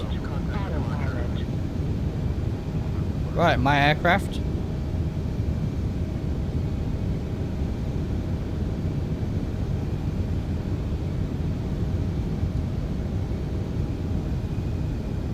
Yeah, we gotta make it smooth for the VIPs.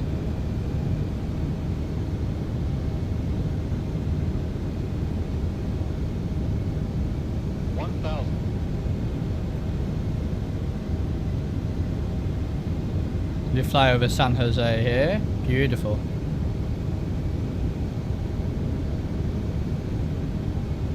Feels like we have a hefty headwind. So our ground speed seems a little bit low here. Which is fine. Nothing wrong with that. It's a nice stable approach though.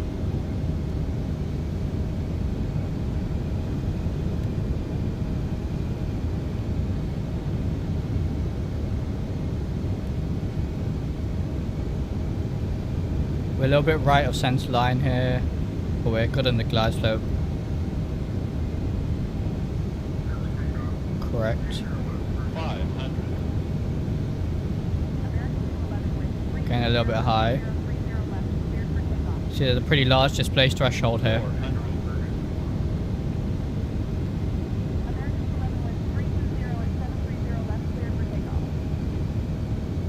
Feel better on the glide, on the localizer.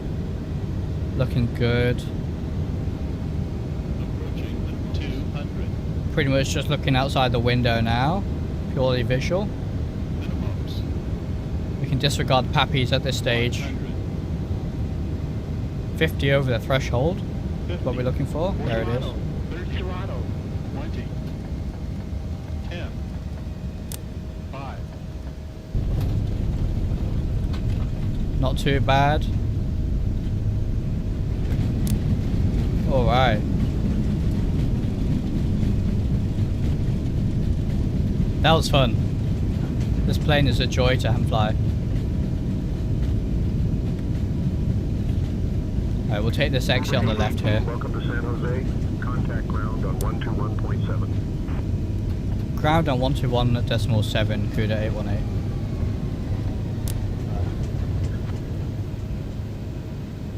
Right. 1217.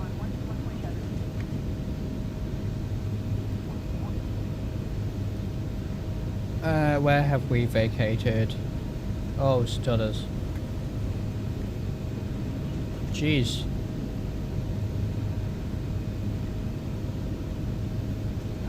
Alright, let's stop it. CUDA 818, San Jose ground, vacated runway 30 left on Juliet.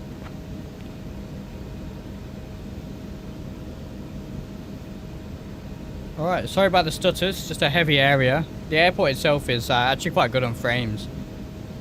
Just the... San Jose ground, taxi to B23 via Juliet. Cross runway 12 right, then cross runway 12 left, then Zulu. Good day. I should have requested taxi to signature, shouldn't I? Hang on. San Jose ground, CUDA 818, request taxi to signature flight support. Otherwise they're going to try and take us to a passenger terminal. We'll take a look at that replay, of course. Let's get the signature APU. aviation via Juliet Victor. Have a good day.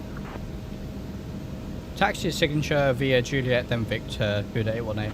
That's what we wanted. Brilliant. We'll get the APU going. See the EGT Ryzen there. So we're on Juliet. We'll go here and then left. So lights off. Alright, good stuff. See NetJet's livery here. Looks like there's a Spirit 320 there. We can actually open these. If I go here. There we are. We can open that. But you're going to take this left here. Yeah, so we can open that. I did check earlier. An eject does not fit in there, unfortunately.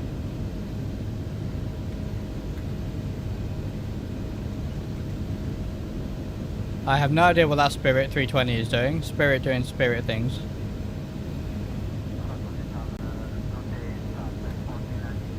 And then, where's a good place? We'll go in here. Hey, Eagle One, welcome. How's it going, my friend? Thank you very much.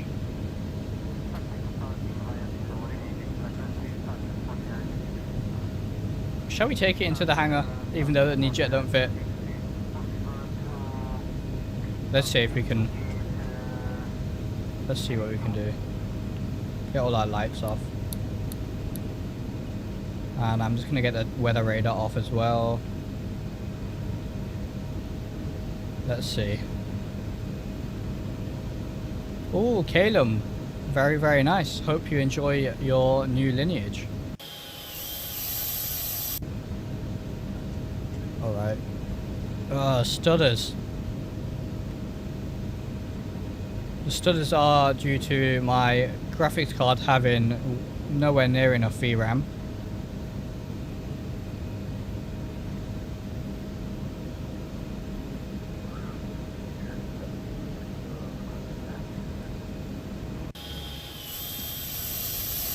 Oh, we did fit, actually. Nice, alright. Alright, well, APU is on. We can kill the engines. And you can see here now my approach. Apparently our flaps were moved below check height. Not sure what that's about. I think we were flaps 5 in time, so minus 80 feet per minute plus 1.16 Gs, not too bad. Very nice. That is from stable approach.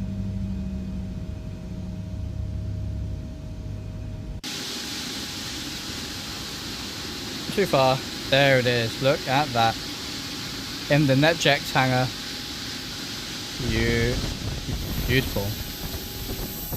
This airport, I'll show you guys quickly. It's a very, very nice airport. Like I said, it's pretty good on FPS, just because I have not much VRAM. This, it's a very busy area here. San Jose, San Francisco is not far away over there, so that's why we are having some stutters. But otherwise, it's a really, really nice airport. There's loads of custom buildings over here, especially here. These are custom. There's a stadium here that's custom. Really, really nice with San Jose in the background, and I believe Silicon Valley isn't far from here, is it? So yeah, really, really nice. Let's try and take a look at the replay. I'm just going to end the flight on Valanta and all that good stuff.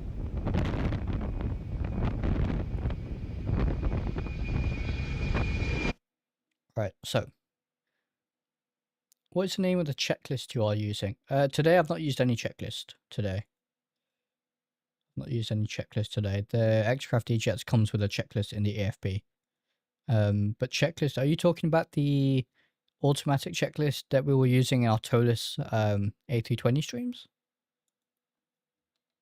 All right.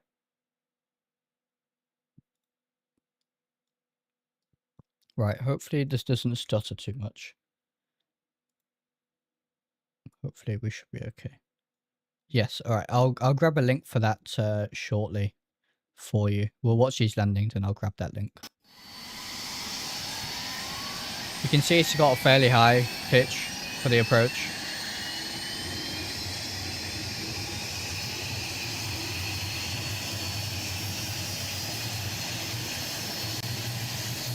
It is going to stutter, unfortunately, a little bit.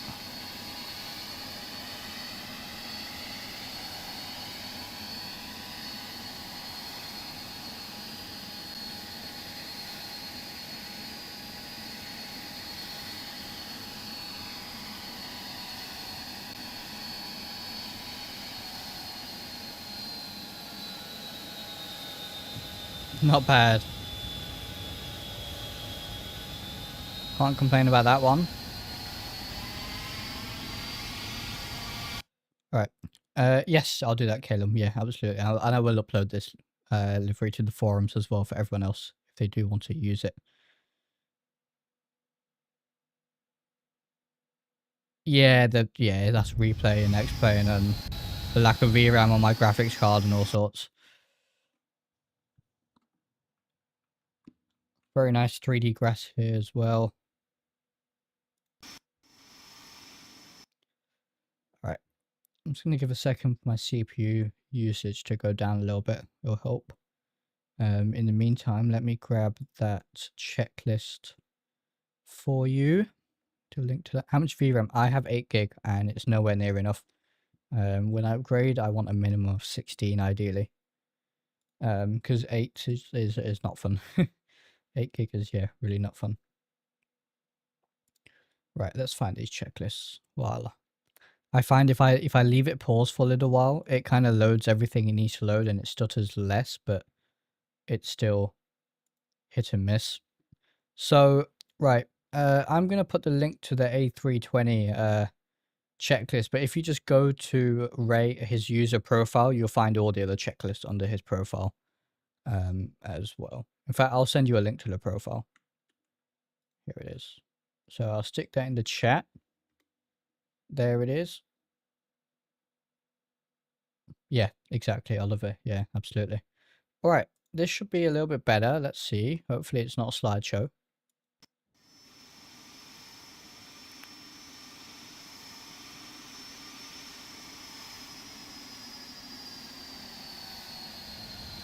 Nice. I'll tell you, these E-jets are a lot of fun to fly. They really are. The handling is just fantastic.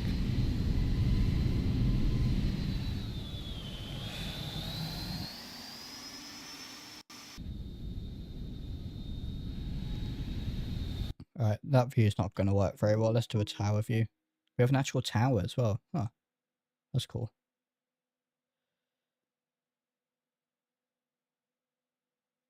Wait for the CPU to sort itself out again.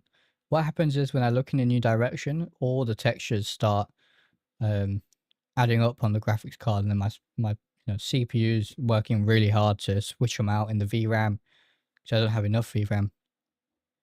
Do you have a screenshot? I'll send a screenshot. I need to update the one in my Discord, but I'll show you in a second before we end the stream what my graphics settings are.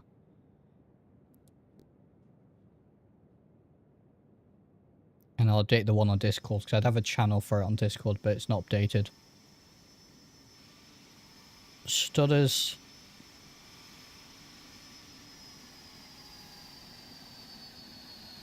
Oh yes, very nice. So yeah, capping my FPS helps with this, but it doesn't eliminate it completely. So for example, at Las Vegas, I would have had this, but we didn't have any stutters because I capped my FPS. So it helps, but it doesn't eliminate completely. And let's do a little wing view as well, I reckon, before we end the stream. Alright. Yeah, it's a beautiful airport from SFD. Very, very good.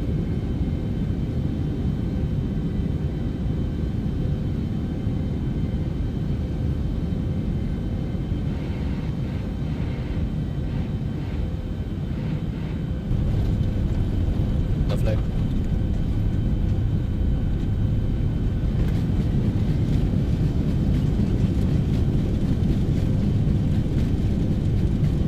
Brilliant. All right, well, let's bring it back over here.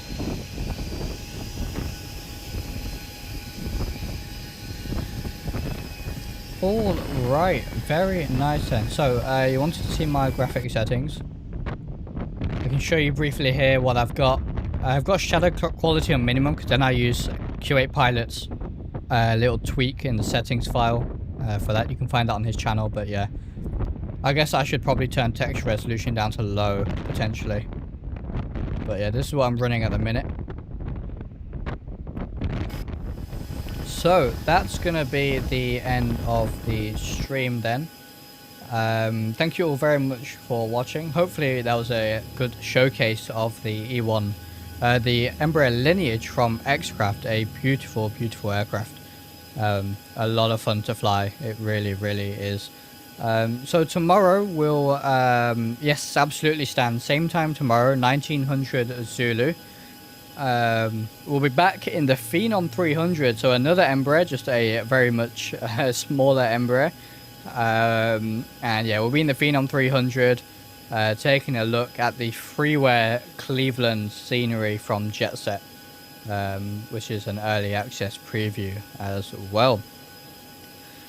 Just an upgrade on my 10-year-old rig, 1500 bucks worth, 2 4TB SSDs, wow. 2 RX 5700 XT GPUs, repasted Intel 6700K CPU, 14 more USB ports, still lacking VRAM. Yeah, X-Plane and Microsoft Flight Sim, is you can spend so much money on a rig and you still won't get the desired performance. You know, I think that's just Flight Sim in general for you. Very unfortunate, but until we get some better optimization, it's the best we can do, right? But hey, X-Plane's looking pretty good right now. So as we shut the hangars, then here on the Lineage, a beautiful, beautiful aircraft. And I'll see you same time tomorrow in the Phenom. Thank you all very much for watching. And we'll see you tomorrow.